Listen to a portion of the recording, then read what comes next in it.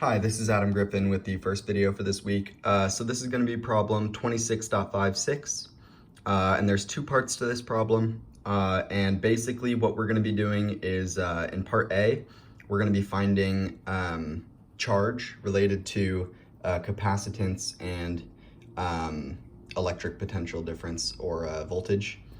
And then we're going to be figuring out the individual potential differences or voltages for each of these three capacitors. So part A asks, what is the charge on each capacitor in the figure if our voltage is 25 volts? And I tried to recreate the figure from the homework as best I could. So we're given this value right here, which I have labeled right here. And then we're given the values of capacitance for our three capacitors. So C1 equals 12 microfarads, C2 equals 4 microfarads, and C3 equals 6 microfarads.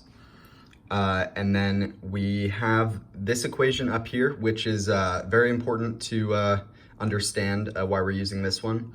So instead of finding the charge on each capacitor individually, which would depend on their own capacitance value, we actually have to find C sub EQ, which is a value for the entire circuit for capacitors in a series.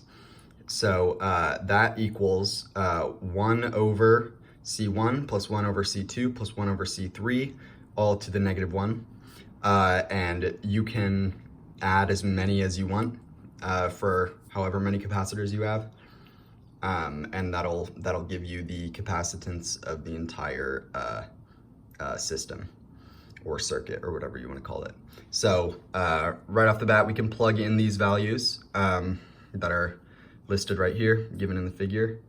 And we see that that is equal to 2 microfarads. So with that, we now have our CEQ, and we have to multiply it by our 25 volts up here. So we do that, and we have 2 microfarads times 25 volts, which is also 2 times 10 to the negative 6th farads times 25 volts, which gives us 50 times 10 to the negative 6th, or 5 times 10 to the negative 7th coulombs, or 50 microcoulombs. And we also notice that since we're not using each of these individual values, the capacitance doesn't depend on the capacitance value for each individual capacitor. So they all equal the exact same thing. So Q1 equals Q2 equals Q3 equals 50 microcoulombs. So that is how you do part A. And it's important to know that you're using this equation and not just plugging in each individual value over here, because these capacitors are in a series. So for part B, it's asking what is the potential difference across each capacitor. So for this one, we are going to have to use each of these values individually, because it's not referring to the system as a whole. So we found our Q already, and we have our equation for voltage difference. We just rearranged this equation, and we see that we get delta V over Q over C equals Q over C, my bad. And the reason we're not using this is because there's like, we're not trying to find the voltage of the entire thing because we already have that over here.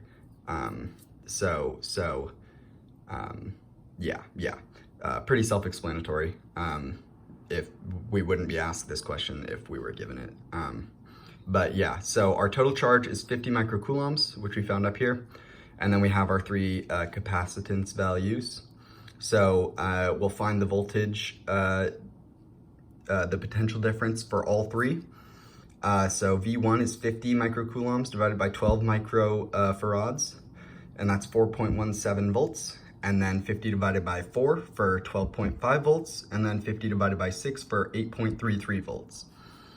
So yeah, that is how you do problem 26.56. I would say that the hardest part is knowing to use this equation, and then also knowing to use these three values. I did not know that at the beginning. I had to look through the textbook for a while to figure this out.